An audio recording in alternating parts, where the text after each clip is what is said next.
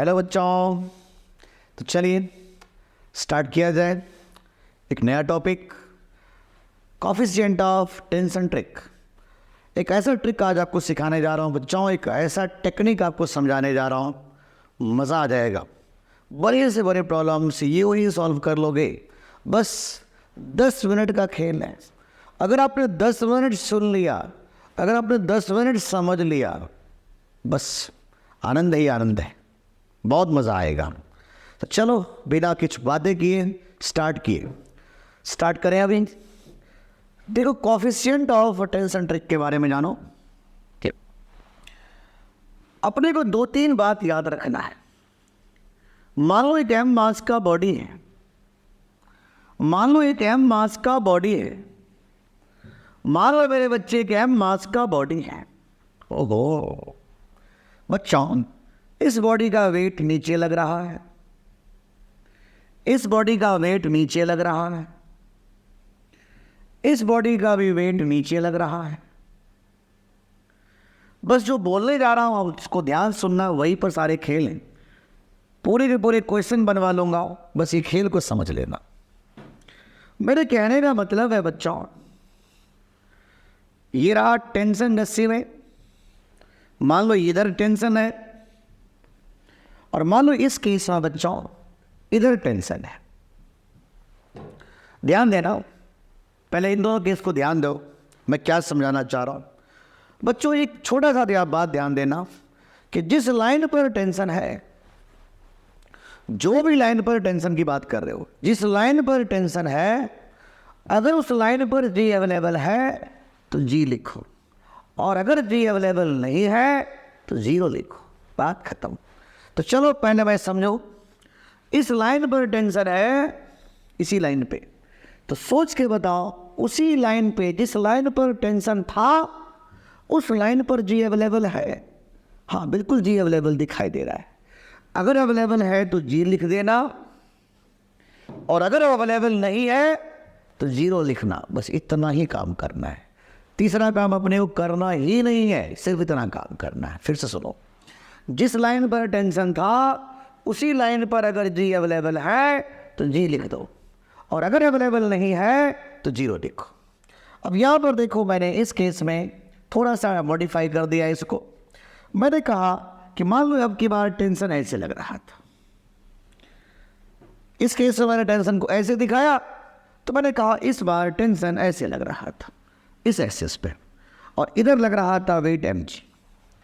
तो मैंने क्या सिखाया कि जिस लाइन पर टेंशन था, जिस लाइन पर टेंशन था, अगर उस लाइन पर जी अवेलेबल है तो लिख दो जी, और अगर अवेलेबल नहीं है तो लिखो जीरो। जरा सोच के बताओ, जिस लाइन पर टेंशन है क्या उस लाइन पे जी अवेलेबल है? नहीं अवेलेबल है, क्योंकि एम जी तो नीचे लग रहा है, और जो चीज़ वाई एक्सिस के लॉन्ग होगा उसका एक्स वैल्यू कितना होगा? जीरो। तो मैं कह सकता हूँ कि इसका एक्स कंपोनेंट तो जीरो हो जाएगा। तो मैं कह सकता हूँ बच्चों कि जिस लाइन पर टेंशन था उस लाइन पर जी अवेलेबल नहीं है, तो इसके बदले में मैं जीरो लिखूंगा। फिलहाल अभी आपको 2 ही बात समझना है, तीसरी बात पर चर्चा अभी नहीं करना चाहता हूँ। कुछ देर के बाद हम तीसरी बात पे भी चर्चा करेंगे कि जब थीटा एंगल होगा तो क्या करेंगे। तो ध्यान दीजिएगा, मैं सिर्फ 2 ही बात अभी समझा रहा हूँ।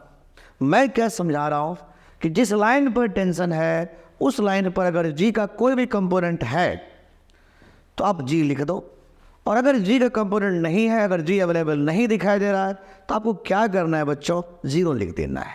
क्या इतनी बात आप कर सकते हो? बिल्कुल कर सकते हैं। तो चलिए इसको थोड़ा सा एंटरटेन करें, इसको क्वेश्चंस में इसको बदलें और देखते हैं कैसे इसको डील किया जाए। सामने स्क्रीन पर एक बहुत प्यारा क्वेश्चन आ गया। मैंने सिर्फ पूछा है बच्चों कि बताओ इस रस्सी में टेंशन कितना एक्ट किया।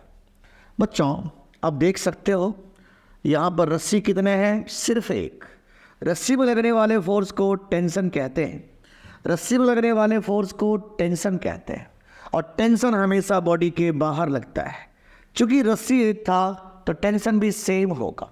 नीचे बॉडी का वेट लगेगा 2g, नीचे बॉडी का वेट लगेगा 4g। मान लो ये जा रहा है ऊपर, तो ये आएगा नीचे मेरे बच्चे। We have to calculate acceleration and this tensions. तो मुझे सबसे पहले डिस्कस करना है कि टेंशन कैसे निकालेंगे। तो चलो टेंशन निकालना है डायरेक्टली सिखाता हूँ, सुनो और मजे लो। शुरुआत करने जा रहा हूँ, बहुत स्थिरता से सुनना मैं क्या समझाने जा रहा हूँ। जरा देखो, पहले इस बॉडी के बारे में एनालाइज कर रहा हूँ।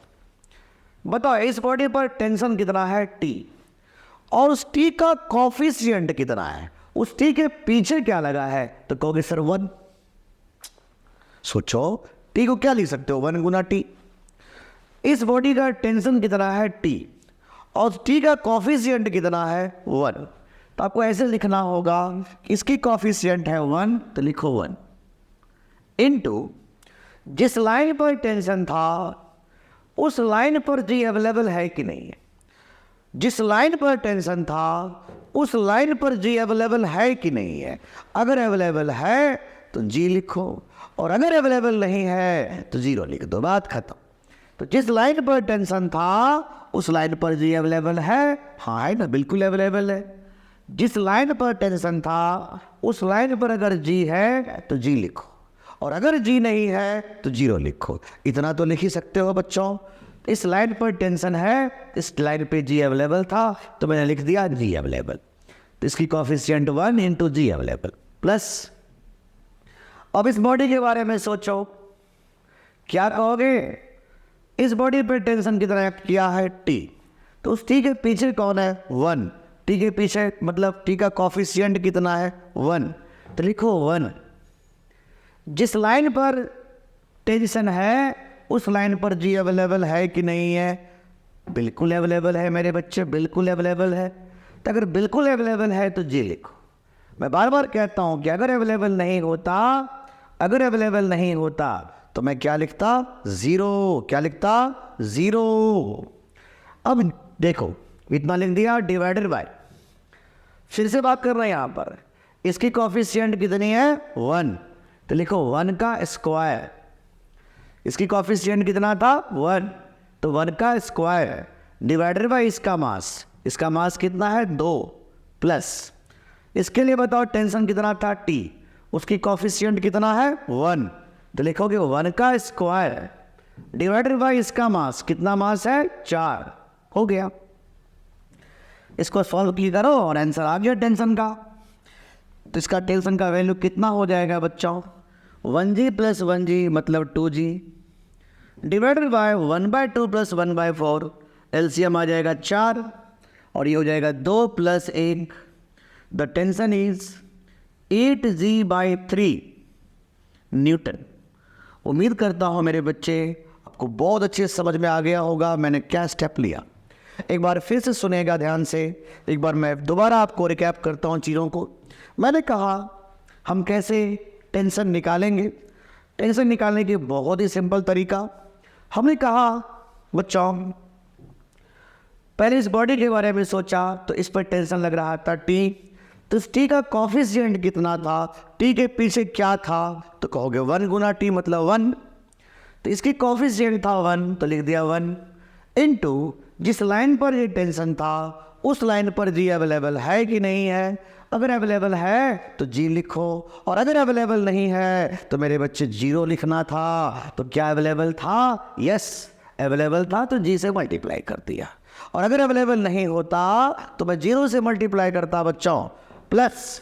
अब इस बॉडी के बारे में सोचो, इस पर टेंशन कितना लग रहा है T, T के पीछे क्या है 1।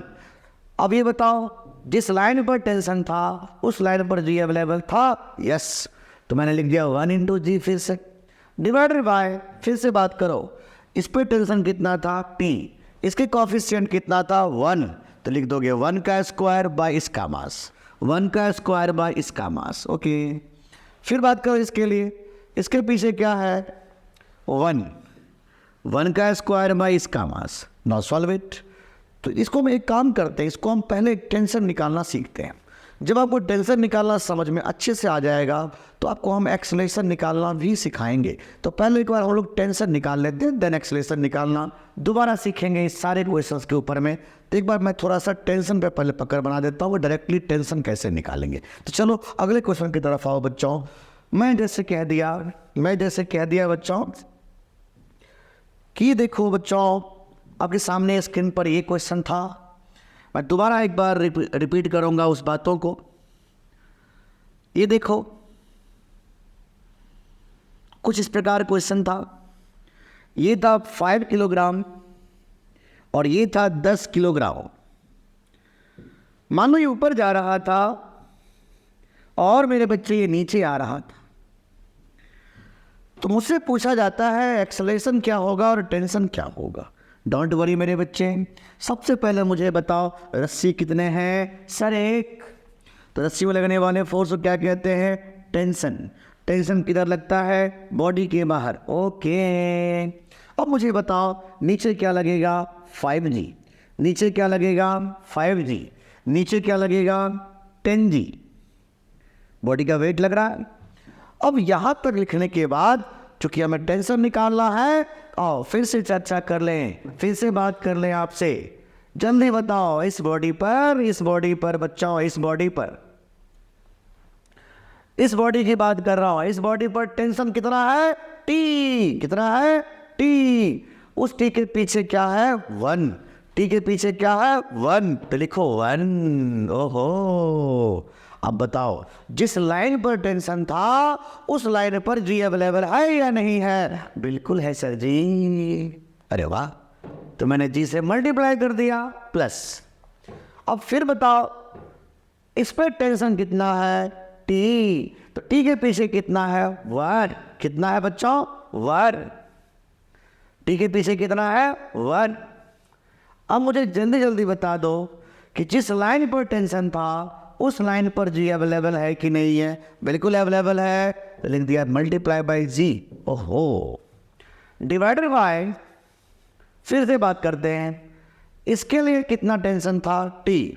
तो T का कॉफिशिएंट कितना है? 1। तो 1 का स्क्वायर डिवाइडेड बाय इसका मास कितना था? 5 प्लस इसके बारे में बताओ, इसके कॉफिशिएंट कितना था इस टेंशन T का? 1।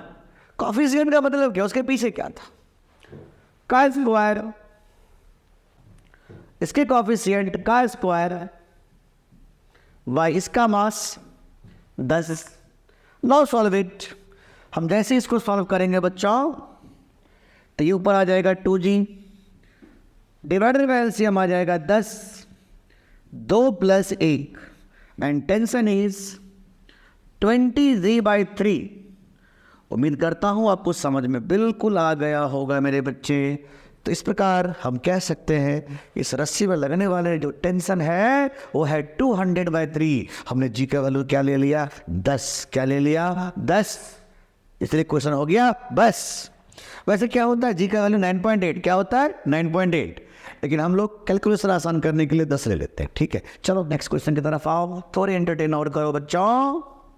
अब सामने देखो कितना प्यारा क्वेश्चन आया। हो। ये देखो, इसमें क्या है? इसमें ये है स्क्रीन पे कि ऐसा कुछ है। ऐसा कुछ है तो क्या किया जाए? पहले रस्सी गिनो। रस्सी तो एक ही ठहरा। रस्सी में लगने वाले फोर्स को क्या कहते हैं? टेंशन। और टेंशन हमेशा बॉडी के बाहर लगता है। इस बॉडी का वेट लगेगा नीचे 5G और इस बॉडी का वेट लगेगा नीचे 10G। ओके मेरे बच्चे, जितनी बातें आपसे पूछो उतना ही जवाब देना, उससे ज़्यादा जवाब देने की ज़रूरत नहीं है। मुझे सिर्फ इतना बता दो, पहले इस बॉडी के बारे में चर्चा कर रहे हैं तो बताओ इस बॉडी पर टेंशन कितना है? तो कहोगे सर T का कॉफिशिएंट कितना है यार? तो कहोगे 1। तो इसकी कॉफिशिएंट है 1 × जल्दी से बता दो कि जिस लाइन पर टेंशन था उस लाइन पर G अवेलेबल है या नहीं है? नहीं है ना, नहीं है। mg तो नीचे है ना, 5G नीचे है। क्या इस लाइन पर बच्चों, क्या इस लाइन पर आपको G दिखाई दे रहा है? G का कोई भी कंपोनेंट दिखाई दे रहा है? नहीं दिख रहा है। नहीं दिख रहा है तो 0 लिखो। दिख रहा होता तो जी लिखता, नहीं दिख रहा है तो 0 लिखेंगे प्लस। अब बताओ इसकी बात करो, इसके लिए कितने कॉफिशिएंट है? 1। जिस लाइन पर टी है उस लाइन पर जी अवेलेबल है ना? कितना है? जी। मैं यही बात आपको समझाना चाह रहा हूं। तो कोई सर यहां 0 क्यों लिखा? जिस लाइन पर टेंशन था उस लाइन पर जी का कंपोनेंट था ही नहीं, इसलिए मैंने 0 लिख दिया।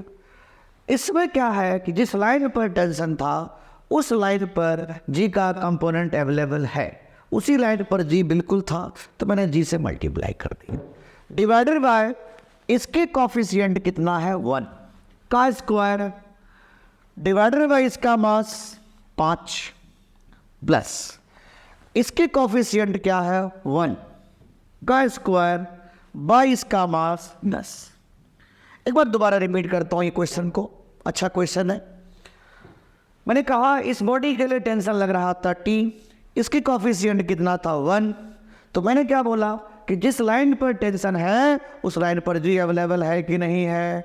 नहीं है तो 0 से मल्टीप्लाई कर दो, है तो जी से मल्टीप्लाई कर दो, बात खत्म। इस लाइन पर टेंशन, जिस लाइन पे टेंशन था उस लाइन पर जी कंपोनेंट अवेलेबल नहीं है, इसलिए मुझे 0 से मल्टीप्लाई करना पड़ा। लेकिन इस केस में जिस लाइन पर टेंशन था इस बॉडी के लिए उस लाइन पर जी का कंपोनेंट अवेलेबल था, इसलिए मैंने जी से मल्टीप्लाई कर दिया। डिवाइडेड बाय इस टेंशन की कॉफिशिएंट कितनी है? 1 का स्क्वायर बाय इसका मास 5 प्लस इसकी कॉफिशिएंट क्या है? 1 का स्क्वायर बाय इसका mass 10। Your answer is G divided by LCM आ जाएगा 10, 2 + 1, योर आंसर इज 10g/3। तो उम्मीद करता हूं आपको समझ में बिल्कुल अच्छे से आ रहा होगा। तो इस बार जो टेंशन आ गया 10g/3 न्यूटन, तो उम्मीद करता हूं आपको समझ में अच्छे से आ रहा होगा। और अगर अच्छा से समझ में आ रहा है तो भैया तो आपका फर्ज बनता है वीडियो को लाइक करो, शेयर करो, सब्सक्राइब भी कर दो। चलो अगले क्वेश्चन की तरफ आते हैं। मेरे बच्चे यहां देखो, अरे वाह वाह सर जी वाह, मन खुश हो गया। कितना प्यारा प्यारा क्वेश्चन कराते हो सर जी, मन खुश हो गया, मजा आ गया बिल्कुल। यहां देखो, मान लो ये ऊपर जा रहा है, मान लो मेरे बच्चे ये नीचे आ रहा है, ये ऊपर जा रहा है और ये नीचे आ रहा है। तो भाई हमें तो पता करना था कि टेंशन कितना लगा, हमें तो पता करना था कि टेंशन कितना लगा। तब यहां पर आप ध्यान से देखो जो बात समझाना चाह रहा हूं। जिस बच्चे ने मेरे बच्चे रस्सी गिन दिया, बस नहीं आ पा रहे, रस्सी तो गिन लो, खूब सिखा रखा है रस्सी गिनना। चलो गिनो, टी टी टी, ये देखो ये देखो देखो देखो देखो देखो देखो, ये टेंशन है, ये पूरा रस्सी एक ही है। ये टी तो मेरे बच्चे ये टूटी, इन दोनों का सम यहां होगा। टेंशन बॉडी के बाहर, टेंशन बॉडी के बाहर। जल्दी बताओ, इस बॉडी का वेट लगेगा 2g, इस बॉडी का वेट लगेगा 4g। बस खत्म कहानी, खत्म कहानी, खत्म। शुरू हो जाओ, टेंशन निकालना है, इस बॉडी के बारे में बात करो। कितनी कॉफिशिएंट, कितनी, जल्दी बताओ इसका टेंशन के लिए कितनी कॉफिशिएंट? 1। और मुझे बताओ कि जिस लाइन पर ये टेंशन अवेलेबल है उस लाइन पर जी अवेलेबल है या नहीं है? हाँ है ना, जी अवेलेबल है या नहीं है? हाँ है, तो जी से मल्टीप्लाई कर देंगे प्लस इस बॉडी का टेंशन का नाम क्या है? 2t। तो बोलो टी के पीछे कौन है? 2। क्या है? 2 इंटू, क्या जी अवेलेबल है? हाँ अवेलेबल है, इंटू जी डिवाइडेड बाय इसकी कॉफिशिएंट कितनी है बच्चों? 1 का स्क्वायर। इसकी कॉफिशिएंट कितना है बच्चों? 1 का स्क्वायर डिवाइडेड बाय इसका मास प्लस इसकी कॉफिशिएंट कितना है बच्चों? 2 का स्क्वायर बाय इसका मास 4 है। बस हो गया आंसर आ गया और क्या। तो टेंशन कितना आ जाएगा बच्चों, 2g plus 1g 3g divided by 1/2 plus 1, तो 3g डिवाइडेड बाय 3/2, 3/2 तो ऊपर चला जाएगा। Your answer is 2g। उम्मीद करता हूँ आपको समझ में अच्छे से आ रहा होगा। बोलो क्लियर या नहीं क्लियर। अगर आपको अच्छे समझ में आ रहा है तो वीडियो को लाइक करो भाइयों, वीडियो को लाइक करो। अगला क्वेश्चन आपके लिए स्क्रीन पे बिल्कुल तैयार है। बोलो किधर से काउंटिंग करो। मैंने लास्ट लेक्चर जब कंस्टेंट पढ़ाया था तो कंस्टेंट में समझाया था कि ऐसे क्वेश्चंस को इधर से काउंटिंग किया करो। ये रहा t, ये रहा t, ये हो जाएगा 2t, ये 2t होगा भाइयों तो ये हो जाएगा 2t, और ये t, ये t तो ये 2t, ये 2t तो ये 2t। क्या नीचे लगेगा 2g, क्या इसमें नीचे लग जाएगा 4g। जल्दी जल्दी बताओ, टेंशन बॉडी के बाहर, टेंशन बॉडी के बाहर। इतना काम करने के बाद, इतना काम करने के बाद हमें क्या करना होगा, जल्दी जल्दी टेंशन निकाल लेना होगा। और क्या काम करना, इतना तो काम करना अपने को आता है। अब मुझे बताओ इस बॉडी पर टेंशन का कोफिशिएंट कितना, जल्दी जल्दी कमेंट बॉक्स में कमेंट करो यार, कितना है। तो कहोगे 2, कितना है 2। ओहो भाई, इसका जो कॉफिशिएंट है इस टेंशन का, इस बॉडी पे टेंशन लगा 2t, और t का जो कॉफिशिएंट है वो कितना है 2, तो लिख दो 2। अब बताओ जिस लाइन पे g अवेलेबल है, जिस लाइन पे टेंशन है उस लाइन पर g अवेलेबल है कि नहीं है। बिल्कुल है। अगर अवेलेबल है तो g से मल्टीप्लाई कर दो, और मैं क्या बोल रहा हूँ कि अगर अवेलेबल नहीं है तो 0 से मल्टीप्लाई कर दो, बात खत्म। प्लस अब बताओ इस बॉडी के लिए, इस बॉडी के लिए, इस बॉडी पर टेंशन कितना है t, तो इसकी कॉफिशिएंट कितनी है 1। जिस लाइन पे टेंशन है उस लाइन पर g अवेलेबल है, बिल्कुल अवेलेबल है, तो g से मल्टीप्लाई कर दो। अगर नहीं अवेलेबल होता तो 0 से मल्टीप्लाई करना होता, और क्या डिवाइडेड बाय इसकी कॉफिशिएंट, इसके टेंशन की कॉफिशिएंट क्या है 2 का स्क्वायर बाय इसका मास 2, प्लस इसकी कॉफिशिएंट क्या है 1 का स्क्वायर बाय इसका मास 4। बस हो गया बच्चों, 2g plus 1g 3g divided bye 4/2 2, 4/2 2 plus 1/4। उम्मीद करता हूँ आपको समझ में अच्छे से आने लगा होगा। 3g divided by 4 2 8 1 9 by 4, 3g गुना 4/9। योर आंसर इज बच्चों 4g/3। तो उम्मीद करता हूँ आपको समझ में अच्छे से आ रहा होगा, आपको बहुत अच्छे से समझ में आ रहा होगा। तो अगर बहुत अच्छे से समझ में आ रहा है तो अगले क्वेश्चन की तरफ आइए और समझाइए हमें हम कैसे करें। आपको 30 सेकंड का टाइम देता हूँ, चलो 40 सेकंड देता हूँ, कैलकुलेशन भी तो होते हैं सर जी, कोई नहीं 40 सेकंड ले लो, जल्दी से जल्दी करके दिखाओ बच्चों। तो वीडियो पॉज करो, जल्दी करके दिखाओ। ओके, आपने कर लिया होगा बच्चों, तो चलिए चेक करें इसको। नीचे लगा मेरे बच्चे 5g, नीचे मेरे बच्चे लगा 10g, इतना तो लगना ही लगना था। किधर से करूं काउंटिंग, उधर से या इधर से, इधर से। ये रहा t, ये रहा t, ये 2t, ये 2t, ये 2t, ये 2t, तो ये 4t और ये भी 4t मेरे बच्चे। अब जल्दी जल्दी बता दो, जल्दी जल्दी बता दो, टेंशन बॉडी के बाहर लगा और निकाला तो टेंशन ही था।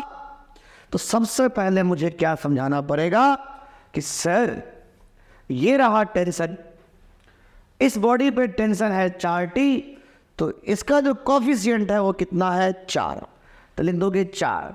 अब बताओ जिस लाइन पर टेंशन है उस लाइन पर g अवेलेबल है या नहीं है। बिल्कुल अवेलेबल है। अगर अवेलेबल है तो g से मल्टीप्लाई कर दो, और अगर अवेलेबल नहीं है तो 0 से मल्टीप्लाई करना था, बात खत्म।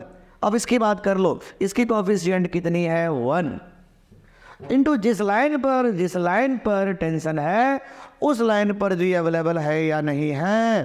हाँ है ना, अगर है तो जी से मल्टीप्लाई कर दो, डिवाइडेड बाय इसकी कॉफिशिएंट कितनी है 4 का स्क्वायर, इसकी कॉफिशिएंट कितनी है बच्चों 4 का स्क्वायर डिवाइडेड बाय इसका मास 5 प्लस इसकी कॉफिशिएंट क्या है बच्चों 1 का स्क्वायर बाय 10। तो बताएं टेंशन कितना हो जाएगा 5g divided by 16 by 5 plus 1 by 10। उम्मीद करता हूँ आपको समझ में अच्छे से आ रहा होगा बच्चों। 5g डिवाइडेड बाय एलसीएम आ जाएगा 10, 32 और 1। थोड़ा कैलकुलेशन तुम लोग खुद कर लिया करो। तो t बराबर कितना हो जाएगा बच्चों 50g बाय 33। आगे से मैं कैलकुलेशन इसके नहीं किया करूँगा, बस इतना लिख करके छोड़ दिया करूँगा। आप लोग वीडियो पॉज करके खुद कैलकुलेशन कर सकते हो। चलो नेक्स्ट क्वेश्चन की तरफ आए, बिना समय गवाए फटाफट क्वेश्चन करते चले जाएं। आपको 40 सेकंड का टाइम दे रहा हूँ, जल्दी करके दिखा दो, जल्दी से जल्दी। ओके, आपने कर लिया होगा। सबसे पहले बॉडी का वेट लगा दो नीचे 2g, बॉडी का वेट लगा होगा 6g। मैंने इधर से काउंटिंग किया, ये रहा t, ये रहा t, तो बच्चों ये 2t और ये भी बच्चों 2t। अब यहाँ पर ध्यान से सुनने वाला बात है कि भाई इस पर जो टेंशन लगा था वो 2t प्लस t मतलब 3t था, लेकिन यहाँ जो टेंशन था वो सिर्फ t था। अब ये बताओ, अगर मैं टेंशन निकालने के लिए बोल रहा हूँ तुम्हें, अगर मैं टेंशन निकालने के लिए बच्चों बोल रहा हूँ, तो तुम क्या कहोगे? इस बॉडी पर जो टेंशन है वो t है और उसकी कॉफिशिएंट क्या है 1, और जिस लाइन पे टेंशन है उस लाइन पर जी का जी है या नहीं है? बिल्कुल है। अगर है तो जी से मल्टीप्लाई करो, और अगर नहीं है तो जी से मल्टीप्लाई नहीं करके 0 से मल्टीप्लाई करना था। ओके, अब बताओ इस पर फोर्स कितना है, इस पर टेंशन कितना है? 2t है या t है या 3t है? अच्छा सर जी, तो 3t है। अगर ये 3t है टोटल, तो t का कॉफिशिएंट कितनी है? 3। कितनी है? 3। तो लिख दोगे 3 इनटू, बताओ बच्चों क्या इस लाइन पे, जिस लाइन पे टेंशन था उसी लाइन पर जी अवेलेबल है? हाँ है ना, अवेलेबल है तो जी से मल्टीप्लाई करो, और अगर अवेलेबल नहीं है तो 0 से मल्टीप्लाई कर दो, बात खत्म। डिवाइडेड बाय इसकी कॉफिशिएंट कितनी है 1 का स्क्वायर बाय इसका मास कितनी है 2, प्लस इसकी कॉफिशिएंट कितनी है जल्दी बता दो 3 का स्क्वायर बाय इसका मास कितना है बच्चों 6। ओके, नो लुक, टेंशन कितना हो जाएगा बच्चों 4g डिवाइडेड बाय 1/2 प्लस कितना हो जाएगा 3 गुना 3/6। कितना हो गया बच्चों 3 गुना 3/6, 3/2। तो टेंशन कितना हो जाएगा बच्चों 4g डिवाइडेड बाय 3 1 4/2 2, और टेंशन हो जाएगा 2g। तो उम्मीद करता हूँ आपको समझ में अच्छे से आ रहा होगा। क्या आप लोगों ने सही कर दिया है? अगर आपने सही कर लिया है तो कमेंट बॉक्स में कमेंट करो कि आपका सही है। ओके, तो अगर बच्चों आपको अच्छा लग रहा है, वाकई अच्छा लग रहा है, तो वीडियो को शेयर करो। मैंने लास्ट लेक्चर में भी समझाने की कोशिश किया था कि सिर्फ आपके शेयर करने से मैक्सिमम बच्चों के पास ये वीडियो पहुंचेंगे, और मैं चाहता हूं कि हर बच्चा अपने आप में एक चैलेंजर बने, हर बच्चा अपने आप में एक अच्छे कॉन्सेप्ट लेके आगे बढ़े। इसलिए मोर एंड मोर शेयर करिए, इस वीडियो को ज़्यादा से ज़्यादा शेयर करने की कोशिश करिए। तो चलिए नेक्स्ट क्वेश्चन की तरफ आए बच्चों और समझने की कोशिश करते हैं। और सामने स्क्रीन पे क्वेश्चन है, मैं चाहता हूँ ये हर बच्चे इस क्वेश्चन का जवाब खुद दे। Maximum time 1 minute, maximum time 1 minute, जल्दी करें, जल्दी फटाफट। ओके, आपने कर लिया होगा तो चेक करो। चेक करते हैं बच्चों। नीचे लगेगा 10g, नीचे लगेगा 2g, यहाँ t, यहाँ t, तो यहाँ 2t, t 2t, ये 2t तो ये भी 2t, 2t 4t, और ये भी 4t। मैं क्या कह सकता हूँ बच्चों, ध्यान देना है आपको, यहाँ का जो टेंशन है वो 4 2 6 एक साथ है, और यहाँ का जो टेंशन है वो सिर्फ t है। तो बच्चों ये बताओ मुझे कि यहाँ क्या कहोगे, यहाँ की कॉफिशिएंट है 1 इंटू जी अवेलेबल प्लस यहाँ की कॉफिशिएंट कितनी है बच्चों, इस टेंशन की कॉफिशिएंट कितनी है, इस टी का 7 इंटू जी अवेलेबल है कि नहीं है, बिल्कुल अवेलेबल है। अगर अवेलेबल है तो जी से मल्टीप्लाई, और अगर अवेलेबल नहीं होता तो 0 से मल्टीप्लाई डिवाइडेड बाय इसकी कॉफिशिएंट कितनी है, इसकी कॉफिशिएंट कितनी है 1 का स्क्वायर डिवाइडेड बाय इसका मास 2 प्लस इसकी कॉफिशिएंट कितनी है बच्चों 7 का स्क्वायर डिवाइडेड बाय 10। तो बच्चों क्या हो जाएगा, सॉल्व करने की कोशिश खुद करिए, खुद ट्राई करिए सॉल्व करने का। t equal to 8g divided by 1/2 plus 49/10। इसके आगे आप लोग खुद सॉल्व कर लिया करिए। इतना न्यूटन।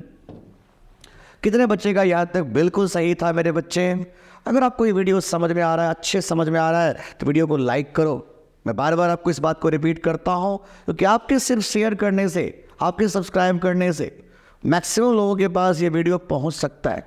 और मैं चाहता हूँ कि मैक्सिमम से मैक्सिमम बच्चे को हमारे क्लासेस से फ़ायदा हो, क्योंकि मैंने कल भी कहा था, मैंने लास्ट लेक्चर में भी समझाया था कि मेरा टारगेट है कि उन बच्चों को उठाना जो किसी भी वजह से, पैसे की वजह से पढ़ाई नहीं कर पाते हैं। उन बच्चों के लिए हम चाहते हैं कि पूरे के पूरे सेशन हम अच्छे से अच्छे पढ़ा सकें, उसको अच्छे से अच्छे कॉन्सेप्ट उसको दे सकें, ताकि वो एक अच्छा मेडिकल कॉलेज पहुंच जाए, एक अच्छा इंजीनियरिंग कॉलेज पहुंचे। तो चलो एंजॉय करो थोड़े और क्वेश्चन के साथ। चलो नेक्स्ट क्वेश्चन की तरफ आओ। अरे वाह सर जी, वाह वाह वाह वाह वाह, मज़ा आ गया सर जी, कमाल है। नीचे क्या लगेगा 2g। चाहो तो वीडियो पॉज करो, जल्दी से जल्दी करके दिखाओ, तब तक मैं क्वेश्चन लिखता हूँ। ओके, आपने कर लिया। तो बच्चों आपने क्या किया होगा, ये रहा t, ये रहा t, ये रहा t, यहाँ हो जाएगा 2t, यहाँ भी 2t और यहाँ भी 2t। टेंशन बाहर लगता है, t 2t। तो भाई बात तो बड़ा स्पष्ट है भाई, बहुत स्पष्ट बात है। टेंशन निकालना था, इसकी कॉफिशिएंट क्या बोलने वाले हैं 1 का, बस 1। और जिस लाइन पर टेंशन है उस लाइन पर जी अवेलेबल है, हाँ है ना अवेलेबल। प्लस इसके बारे में बताओ कितनी कॉफिशिएंट है 2। जिस लाइन पर टेंशन है उस लाइन पर जी अवेलेबल है, बिल्कुल अवेलेबल है, multiply by G divided by इसकी कॉफिशिएंट का स्क्वायर बाय इसका मास, इसकी कॉफिशिएंट का स्क्वायर बाय इसका मास, प्लस इसकी कॉफिशिएंट का स्क्वायर बाय इसका मास। और बस इसको सॉल्व कर देना है और कुछ करना है नहीं खास। ये हो जाएगा 3g डिवाइडेड बाय 1/2 प्लस 4/8। उम्मीद करता हूँ आपको समझ में आ रहा होगा। ये 3g divided by 1/2 plus 1/2, 1/2 plus 1/2 and ये हो जाएगा 1। Hence tension is 3g। कितने बच्चे का सही हो चुका है जल्दी से जल्दी बताएं, जल्दी जल्दी कमेंट बॉक्स में कमेंट करें कितने बच्चे ने बिल्कुल सही कर लिया था। ओहो हो, इतने सारे बच्चे ने कर लिया। तो चलो नेक्स्ट क्वेश्चन की तरफ आओ। मैं फिर से आपको 1 मिनट का टाइम देता हूँ क्योंकि डायग्राम बनाने में सर जी समय लगता है सर जी। ओके, जल्दी जल्दी करके दिखाओ, जल्दी से जल्दी, फटाफट फटाफट। चलो maximum time 1 minute. Video pause करो, जल्दी जल्दी करके दिखाओ। चलो अपने कर लिया। तो इसमें भी वही बात बता रहा है, नीचे 5g और नीचे 20g। हम यहां से काउंटिंग शुरू करते हैं। ये t, ये t, ये t, ये 2t, ये भी 2t। चूंकि रस्सी सेम है ये भी 2t और ये भी 2t, चूंकि रस्सी सेम है, ये 2t तो ये 4t और ये भी 4t, ये 4t तो ये भी 4t। टेंशन बॉडी के बाहर लगता है, टेंशन बॉडी के बाहर लगता है। अब ये बताओ बच्चों, टेंशन निकालना है, इसकी कॉफिशिएंट कितनी है, जल्दी बताओ। इसके लिए कॉफिशिएंट कितनी है, 1 इंटू जी अवेलेबल। क्या अवेलेबल है जी, यस। क्या अवेलेबल है जी, यस। प्लस बताएं सारे बच्चे, इसकी कॉफिशिएंट कितनी है, 4 है अवेलेबल, यस। डिवाइडेड बाय इसकी कॉफिशिएंट का स्क्वायर बाई इसका मास, इसकी कॉफिशिएंट का स्क्वायर बाई इसका मास। उम्मीद करता हूं आपको समझ में आ रहा होगा।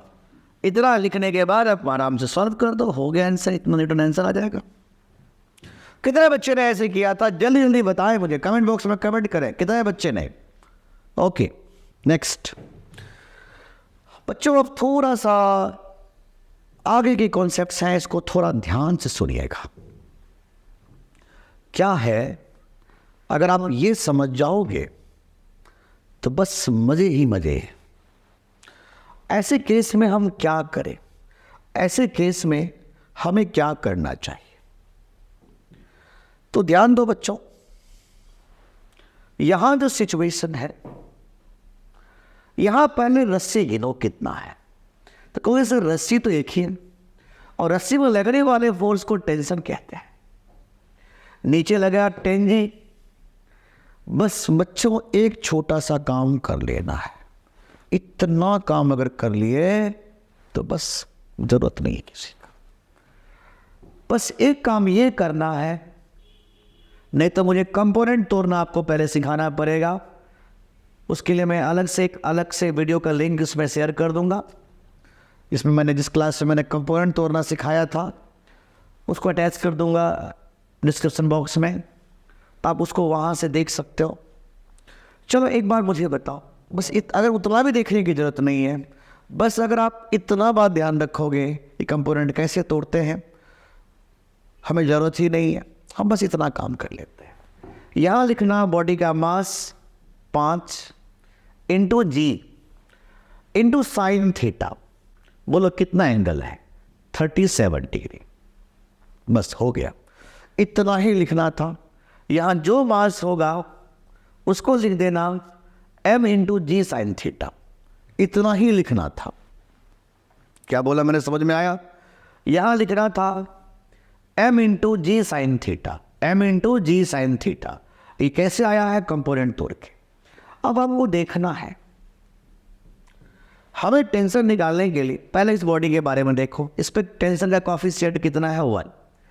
क्या जी अवेलेबल है? हाँ है ना अवेलेबल, बिल्कुल अवेलेबल है। लेकिन इसकी अगर हम बात करें बच्चों, तो इसमें क्या कहानी है कि टेंशन तो टी है, कॉफिशिएंट 1 है। क्या जी अवेलेबल है? हाँ अवेलेबल है, लेकिन जी का फॉर्मेट अलग है, वो जी नहीं है, जी का कंपोनेंट जी साइन 37 है। तो ऐसे केस में मास को छोड़ के जो भी चीज़ था उसको उठा के पटक देना। यहाँ ये मास है, मास के अलावा जो चीज़ है वही लिखना है। बात समझ में आ रहा है? मतलब ये वाला टर्म को लिख देना है। जी का कंपोनेंट कितना लिखना है, जी साइन 37, जी साइन 37, मतलब जी साइन थीटा, जो भी चीज़ यहाँ लिखा वही लिखना था। डिवाइडेड बाय इसकी कॉफिशिएंट का स्क्वायर बाई इसका मास प्लस इसकी कॉफिशिएंट का स्क्वायर बाई इसका मास। कुछ बच्चे हमसे पूछेंगे कि सर ये साइन 37 कॉस 37 का वैल्यू नहीं आता मुझे। अरे कोई बात नहीं, मैं लिख देता हूँ ना, मैं क्यों। साइन 37 मेरे बच्चे 3/5, कॉस 37 मेरे बच्चे 4/5। ये फिजिक्स में बार बार काम आना है, बाई वाले बच्चे ज़रूर इसको याद रखें। साइन 53 4/5 और cos 53 3/5। ये बार बार काम आने हैं, इसको जरूर याद रखा करिए सारे। अब मुझे बताइए, ये G plus G sine 37 3/5 divided by 1/5 plus 1/10, और बस इसको सॉल्व करके जो भी आंसर आएगा आप निकाल के रख दो, हो गया।